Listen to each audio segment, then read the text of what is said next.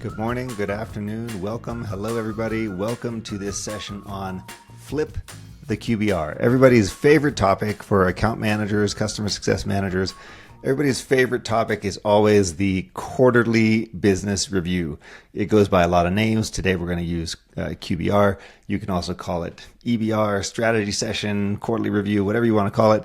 But we are going to talk about this particular experience for account managers in a lot of detail here today. So I'm excited that you're here. We had over 130 people register for this session. So it's obviously something that is capturing people's attention. It's on everyone's mind right now. What can we do about it? Where are we and where are we going? So I look forward to getting into this conversation with you, sharing some things that are going to be immediately applicable and useful to you in your job as an account manager. Very quickly, I am Alex Raymond. I'm the host of AMplify. I am someone who's been in the account management field for a long, long time. I've worked probably with hundreds of companies and thousands of individual account managers, all on improving their QBRs, reducing churn, building better relationships with their clients, getting more recognition internally, all the things that are really, really important for you to be able to do your jobs. I also host the Account Management Secrets podcast, which is something like top 10% podcast out there. Someone was telling me it's doing really great. We get a lot of interaction, fantastic guests. It's all dedicated to helping you do your job really, really well. Account Management Secrets comes out every Friday. Super suggest that you check it out, download it on Spotify or iTunes or what have you. I'm also the host of AMplify. I'm the creator of AMplify. This is a community for account managers. This is where the top 1% of account managers gather to exchange ideas, learn new skills, tap into our resource library, get up to speed on things like AI or best practices in QBRs. It's a fantastic community. I'm going to tell you more about AMplify later on so that you can learn more about it and see if this is something that makes sense for you. Within the AMplify website, we've got a ton of just free resources that you can tap into. There's an incredible blog. There's a health checklist for account planning. There's a ebook on AI. There's an ebook on negotiation and renewals. So there's a lot of stuff that you can just go out there, use right now to help you get better as an account manager. So with that as a preamble, let's get into our topic for today, which is flipping the QBR, making these actually useful meetings that our customers actually want to attend. Now, 2025 is a weird year. We all know that. We've been through the ups and downs and ins and outs of what's going on out there from a macro perspective. And look, I'm not going to sugarcoat it. It's a tough year. We know that there are major forces, the major headwinds that are happening in a lot of different companies. And I want to share these as a way of teeing up and talking about why QBR mastery or mastering these meetings is more important than ever. So first of all, we know that new logo sales, like new business sales, the things that your friends who are account executives and salespeople are working on, we know that that's harder than it's ever been, right? The win rates are down, sales cycles are up, everything is taking longer. A lot of people are getting frustrated about that. That means that there's more weight on our shoulders as account managers. The second thing that we know is happening is that our portfolios are getting bigger. So as an account manager, maybe I used to have 10 accounts and now I have 15. Maybe I used to have 15 accounts and I've got 25 accounts. I'm being told that this is just kind of the way it is. Maybe because my team is shrinking and the number of customers is staying the same. Portfolios are getting bigger, which means there's more distractions. There's more administrative work to get stuck in, and there's just more going on. We also know that resources are thinner on the ground. So this is the age of do more with less. This is the age of budget cuts, maybe some team cuts and changes as well. Again, this is all just elevating our stress. Add to that AI. So AI is absolutely everywhere these days. We just finished an incredible program inside of AMplify called AI Fundamentals for Account Managers. And what we did is we saw what everyone else is seeing out there, which is that there's both tremendous potential and there's tremendous risk and there's tremendous anxiety and there's a lot of uncertainty around AI. So these things are all forming in our minds. It's forming a cloud. It's forming a storm for us as account managers. And how that relates to our conversation today is that yes, all this stuff is happening and your customers are still ghosting your QBRs. I know what it's like. You're sitting there, and it's 6 minutes past the hour, and then it's 7 minutes past the hour, then it's 8 minutes past the hour, and then the customer finally shows up, and they show up, and it's just them. And they say something like, "Oh, yeah, I told you my boss was going to be here, but she got pulled into a meeting with the CEO, so I'm sorry she's not going to be able to make it. And I told you that my other colleague was coming too, but he had to take his kid to the dentist, so he's not going to be there either, and so it's just me." And you're like, because you have 6 people from your company, you've been prepping for weeks, and the client is literally showing up solo, totally unprepared. Nobody's getting any value out of the meeting. It's driving everybody completely crazy. I know this happens. I've seen it a million times. I know how incredibly frustrating it is for you. And it makes you think, boy, why am I even doing this? Why do I even bother to do QBRs? Well, it turns out they're actually really, really valuable, but there's a number of things that we need to do. First, reframing our thinking is the most important. We need to reframe our thinking around QBR. So we're going to talk through that here today. So this is a snapshot of at least where I think we are today. By the way, your chats are live. If you see things that you agree with or disagree with, or you want to share an experience, pop it in the chat. We all love to learn from one another. That's one of the things that we do at AMplify a ton, is see what's happening in other companies. So anything here where you want to share a story, pop it in the chat. We would love to see that. Starting with, how do you think about QBRs? So what do you think of when you think about QBRs? Are they a good thing? Are they a bad thing? Do we not know yet? Are they valuable for you? Are they valuable for your customer? Are they painful? Are they neutral? Where are we? Pop it in the chat right now. Just real quick, one quick reaction. What do you think? Are they valuable? Are we doing them well? Painfully valuable. Yes, sometimes they are painfully valuable. So we want to do these better. We want to get better at QBRs. It's an opportunity to connect with our customers. And that's how I want us to be treating it. I want us to see these as valuable. And that's what we're going to be talking about here today. So let's start with, why are your customers ghosting you? Or why are people not happy with QBRs today? Why are we not happy with the status quo? Well, there's a whole bunch of reasons for that. I kind of distilled it down into 3. First is, QBRs are backward looking, right? You show up to a QBR and you're sitting there, you're talking to your customer about all the things you did last month and the month before and 6 months ago. And everyone's like on snooze, they're checked out, they don't care, they know all this stuff, but you insist on having this be a backward looking review. So that's one thing that's probably killing your attendance at QBRs. The second is, you're showing up as a vendor. You're showing up with this mentality that's like, I got to do the QBR because my boss said so. And when you show up to the QBR, you're like, oh, please don't fire me. I've been such a good vendor to you. Please keep working with me. And so you have this totally one down attitude with the customer, and it turns them off. And especially an executive, they're like, you know what? Boom, forget about it. I'm not going to come to this thing anymore. And that's one of the reasons that your clients are also ghosting you. We also know that you're not driving any particular outcomes. You're neither tracking outcomes nor driving outcomes. And so these feel like a squishy meeting with nothing particularly interesting in it, which again is not going to attract the people that you want to be in your meeting. So, the point being is, if your customer is sitting there during the QBR and at any point they're asking themselves things like, why am I here? Or couldn't this have just been an email? Or, boy, next time I'm going to delegate this out to someone else to sit through. Then, you're already done. You're already toast. You have way too many risks inside the account if you're not taking advantage of this opportunity to connect with your customers. So I know this is happening. Again, if there's more reasons in your world why your QBRs aren't working out or why you're getting frustrated by them, pop them in the chat. People want to hear from you. They want to learn from you as well as hear me talk for the next 20 minutes or so.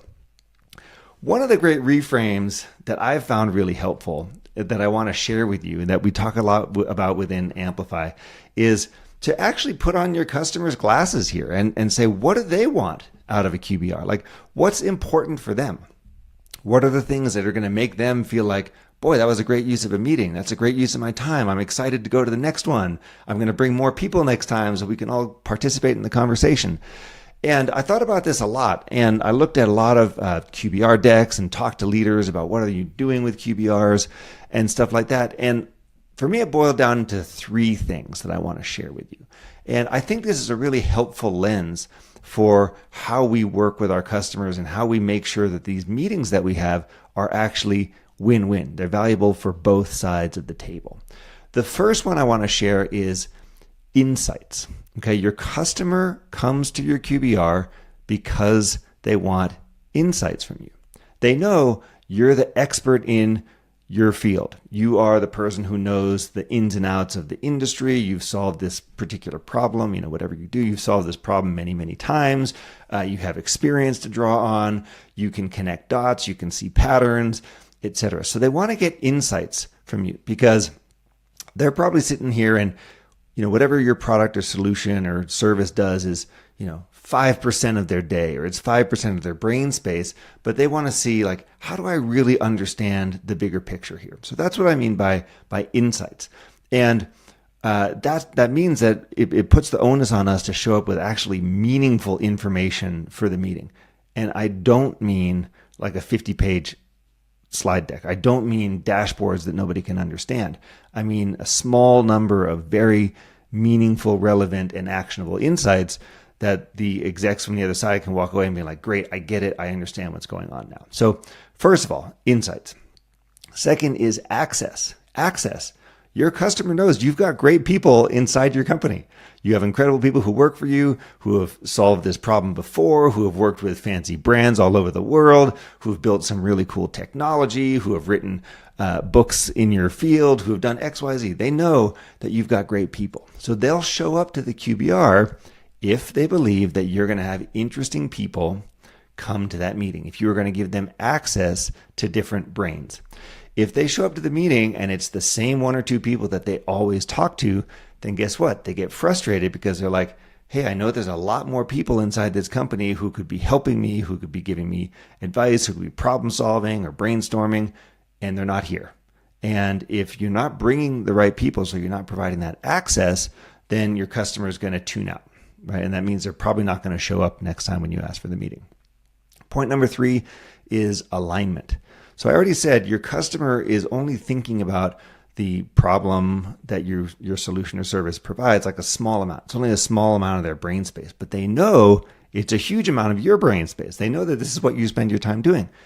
Your customer wants the comfort to understand that whatever their problem is, whatever their challenge is, whatever's going on in the business, is your main focus, right? They want you to hear, that is our bread and butter. We've solved this problem 200 times, and here's how we're going to do it for you.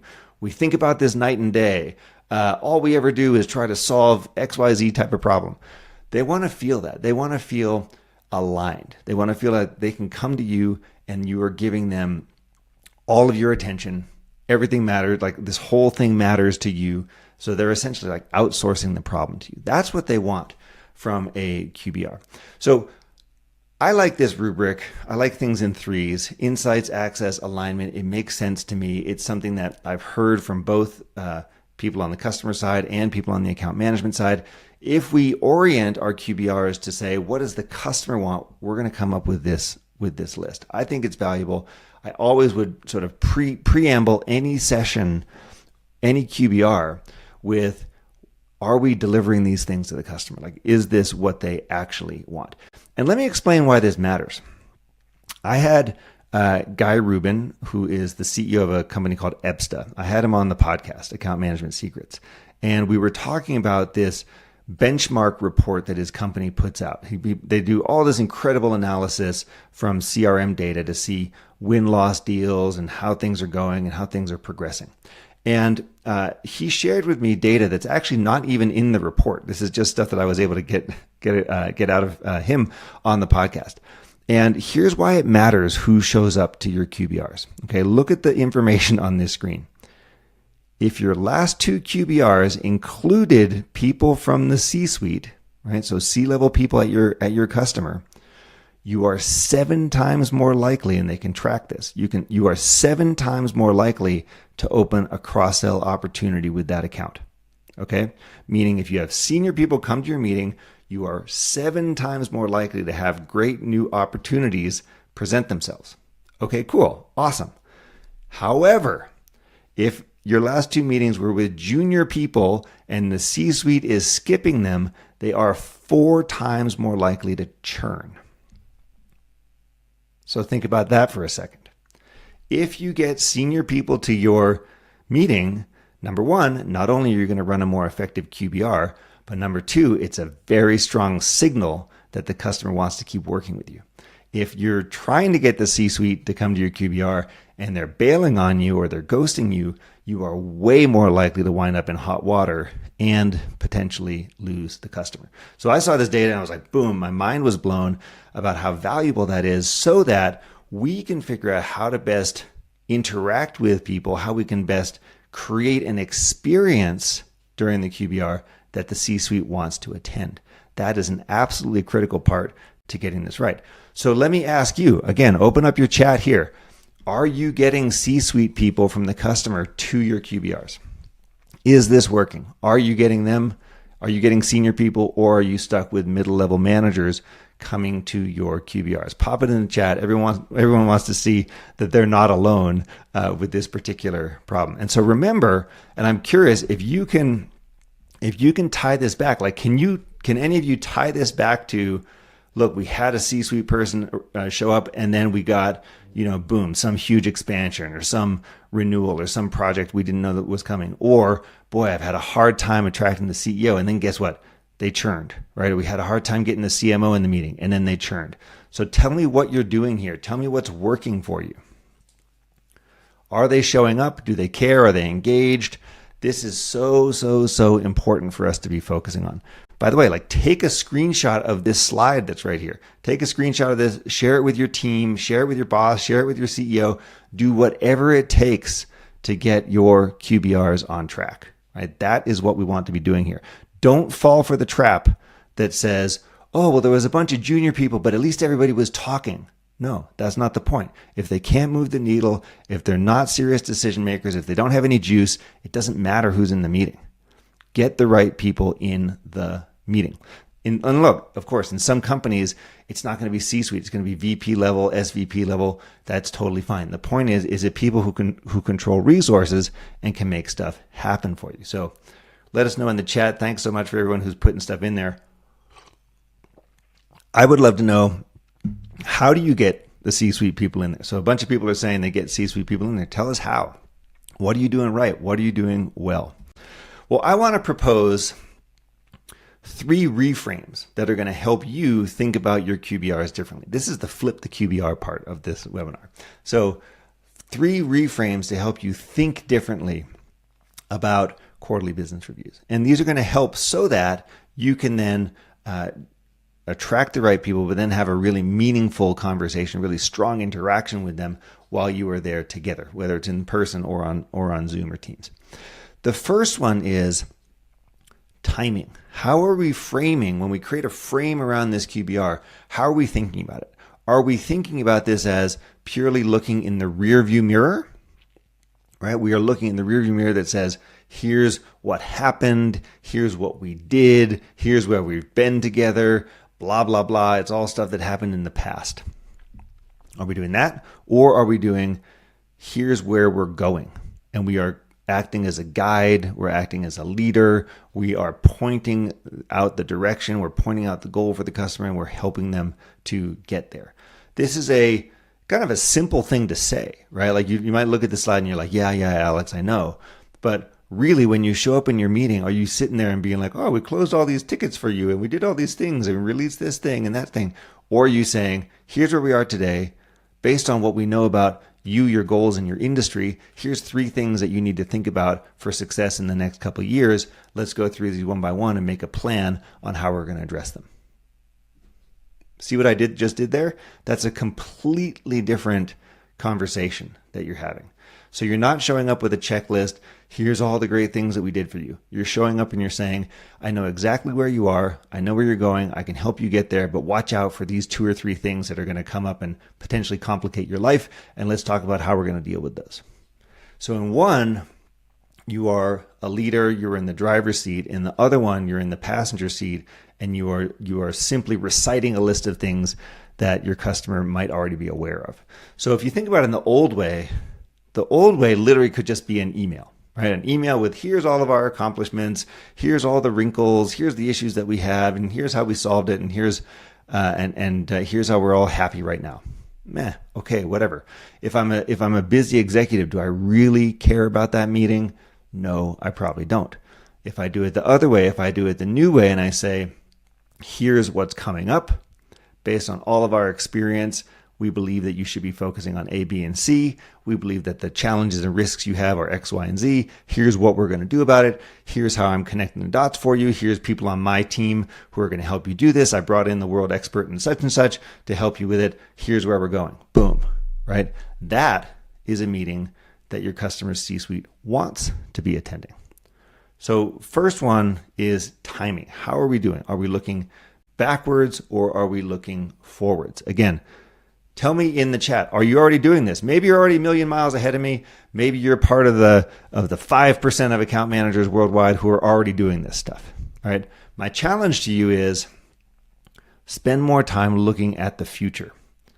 Spend more time talking about what's coming up, the risks, the issues, and stuff like that. Spend less time or send it in advance, all the other stuff. Right? If you've got recaps and dashboards and data and so on, distill it down into insights and then send that to the customer first so that they can read it. Okay, what are we doing? Are we future focused or are we focused in the past? The next reframe I want to share is who's doing the talking?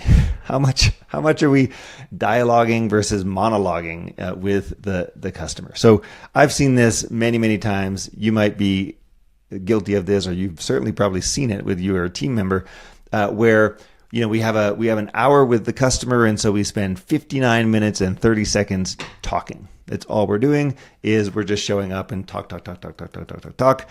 We've got slides that go from minute 1 to minute 59, and then we just do a quick intro and then a quick recap, and then we're out of there.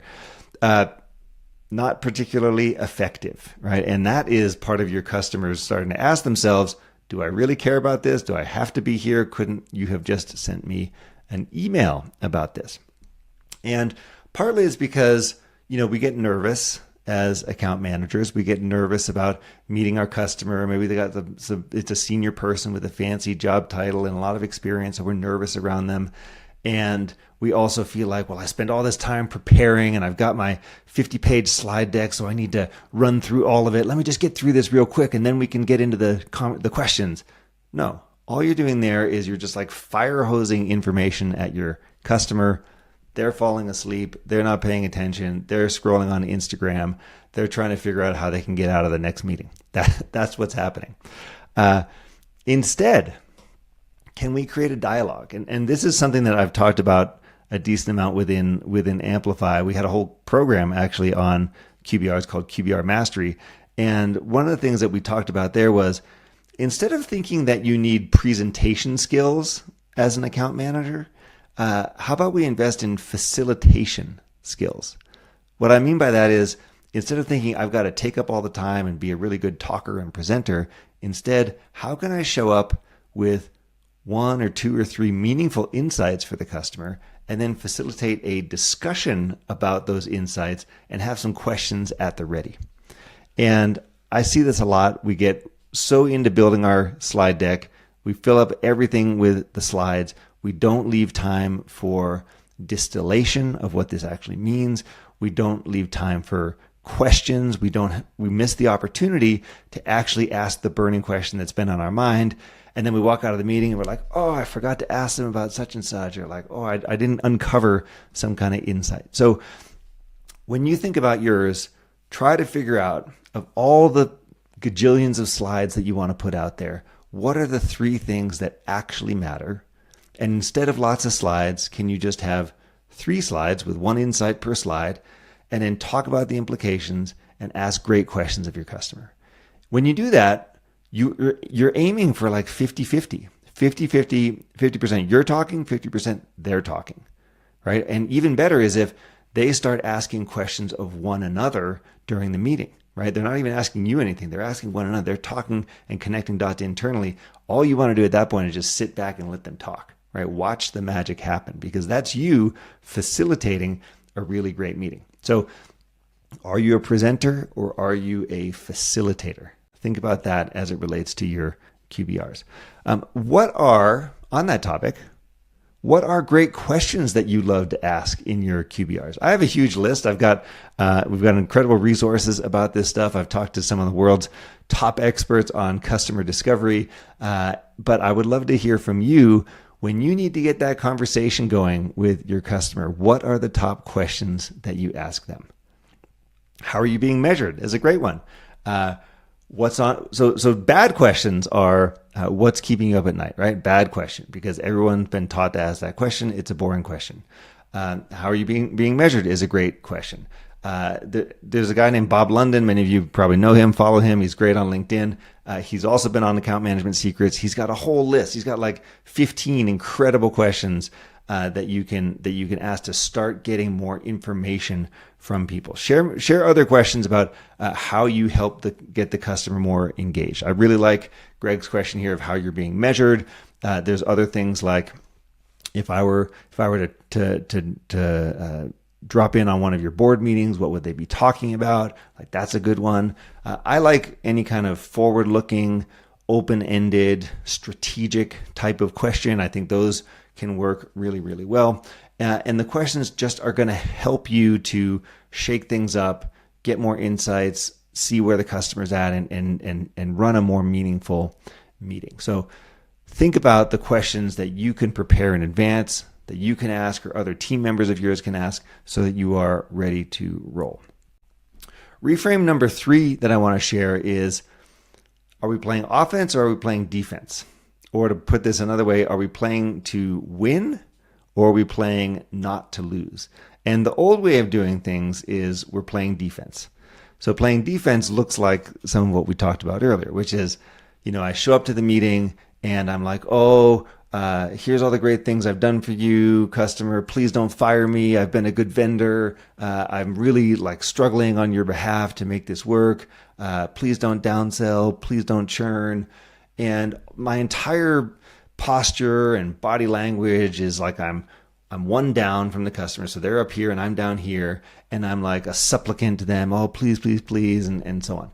And if the customer has a meaningful problem that they're trying to solve, they've got a big thing that's going on, they don't want you showing up with that kind of demeanor. They don't want you showing up with that kind of energy and attitude. They don't want you playing defense. They want you to be playing offense. And what playing offense looks like is you say, hey, here's where we're going, and I'm going to lead you and I'm going to guide you, and I've got your back, and I've got the resources to make this happen, and we understand the risks, and we know exactly where we're going, and boom, boom, boom, and here's the plan. And the customer's like, yeah, great. That's what I want. I want a plan. I want to know someone's got this taken care of, that you thought about this before. And the thing that surprises a lot of junior or earlier career account managers is your customers want to be led. Like, literally, the customers want you to be in the driver's seat. They want you to be taking charge. A lot of times we over-index on keeping the customer happy and not ruffling any feathers and saying what they think they want us to say and stuff like that, as opposed to being like, no, here's where we're going. I'm going to help you get there. I'm going to reduce your risks. I'm going to improve your chances of success. Boom. Right? You do that, and the clients are like, okay. They are going to listen to you because they want to believe in your expertise. They want to believe that you know what you're doing, and they want to feel like they are supported. That's a big difference between offense and defense. It shows up in a lot of different ways. Like I said, it can show up in how you approach the meeting, how you invite people to the meeting, how you bring up the meeting with your champions, how you follow up, and so on. Stay in offense. Your job is to help your customer succeed. Here's how we're going to do this. Boom, boom, boom. Right? Your job is not I need to prevent churn. I need to keep the customer happy. I need a good NPS score. No, that's not the point. The point is help the customer succeed, deliver profitable revenue back to your company. Boom. Here's how you do it. Be on offense. It's a mindset shift, and it creates an energy shift in your meeting with the customer. So let me flip this now back to you again. Open up your chat window. Tell me, did that one resonate? Are you playing offense or are you playing defense? Don't use number 3. Don't tell me you do a little bit of both. Come on, tell me what's really going on for you. Are you playing defense or are you playing offense? I want to see how many people are actually playing offense out there. We're playing defense, churn risk, defense. Right. So is the customer viewing us as a partner if we're playing defense? No, they're not. They're viewing us as a vendor. And it's very easy to cut a vendor. It's very easy to fire a vendor. It's very hard to cut a partner or to fire a partner. When you show up and you play offense, you are taking on the mantle of being a partner. Very important. And by the way, thank you everyone for admitting and putting up your hands that yes, you play defense. I get it. Most teams do. That's why we're offering this webinar. That's why we have these all these programs with AMplify, is so to start to change the mindset that you're bringing to these interactions. Okay, awesome. Thank you very much for all that feedback. So flip the QBR. We just went through 3 mindset shifts, right? We talked about the timing. Am I looking forward or am I looking back? We talked about how much am I talking versus how much am I facilitating. We talked about playing offense or defense. These are all about how I'm approaching and running and kind of managing the meeting. Let me share additionally 3 other things that you can do to flip the QBR. We don't have time to get into all of these, but you'll get the point. Point number 1, when I say cadence isn't sacred, what do I actually mean? What I actually mean is you can drop the Q in QBR. We don't have to do these quarterly. There's no rule out there that says every customer needs to meet with us every 90 days. I want you to have more nuance, better segmentation, figure out who actually needs them and wants them and who doesn't. And it's totally fine if you switch to, this type of customer we're only meeting with once a year, this type of customer twice a year, this customer 4 times a year, whatever. That's great. Don't feel like you have to be running yourself ragged to do QBRs all the time. The second is start co-creating the entire meeting with your customer, including who you invite and the agenda. So get with your champion, and instead of just saying, I want to do a QBR and I'm going to run the whole thing, sit down and say, with your champion, what's important to you? How to make this matter? How do we make sure that the right people get in the room? Because guess what? Your champion wants their boss in the meeting too, so they can look smart and look great for all the great things they've been doing with you. So co-create the meeting with your champion. Co-create the meeting with your champion, the agenda, who gets invited, the format of the meeting, the length of the meeting, and you can even then say to the champion, hey, I need you to talk for half an hour on this topic. Like, I'm going to give you half the meeting so that you can present instead of having me present. For example, that's co-creating, and it's incredibly effective at creating a great meeting. And then the third is test your assumptions. What does test your assumption mean? Well, we have all these thoughts in our heads about our customer and what's important to them and who are they? Do they like us? Do they not like us? Blah, blah, blah. We've got all these assumptions in our heads. And then we show up at the QBR and we don't ask them any questions. We don't test our assumptions. We don't test our hypotheses. Take the opportunity to say things like, hey, I noticed ABC, and that confuses me because last time we were here, we talked about something completely different. Will you help me to understand why this is happening?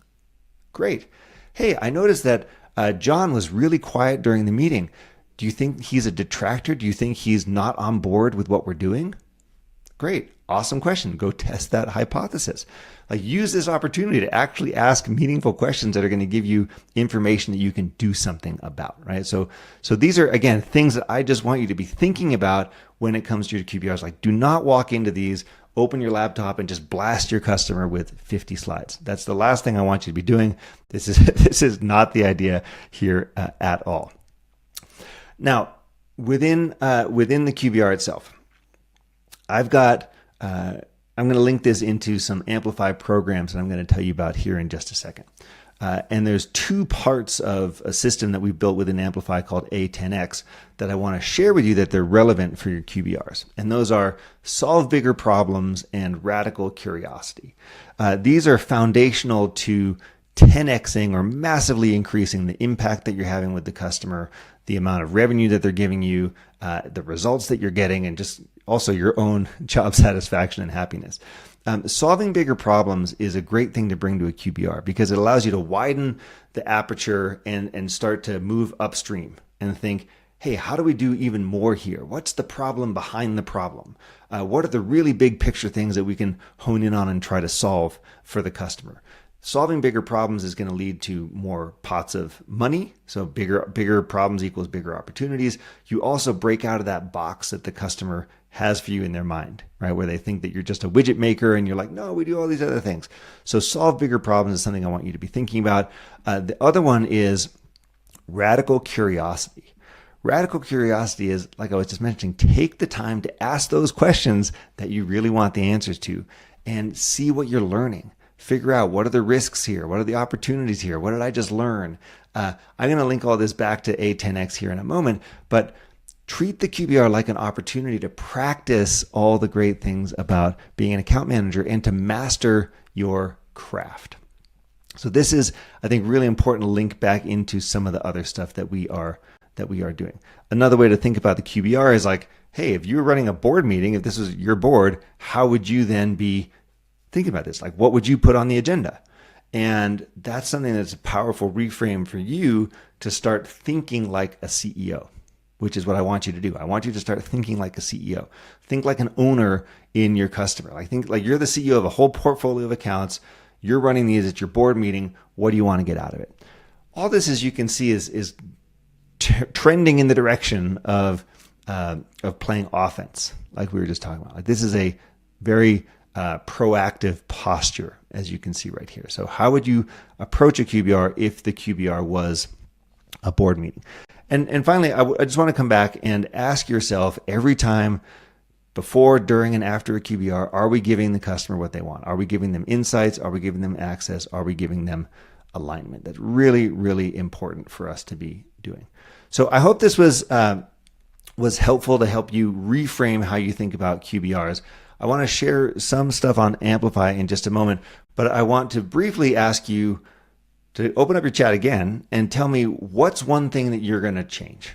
What's something that you're going to do differently based on what you learned here today during your next QBR? Tell us what you learned, what inspired you, what was interesting. I just want to know, like, what resonated with you, what's something you can immediately get out there and start doing. Tell us all. We really appreciate you guys sticking around and sharing all this stuff. And this all leads into a bigger conversation, which is why we're here, of how to get really good at our jobs, how to master the craft of account management. I have a lot of opinions on this. As you can see, I've got a lot of points of view on this. I believe we should keep it simple. I believe that the role of the account manager is to keep customers, grow customers, and make sure there are no surprises along the way. And I believe that QBRs are a very strong part of our offering to our customers in order to achieve those goals. I've got another webinar coming up next week called 6 Weeks to Amplify Your Account Management Career.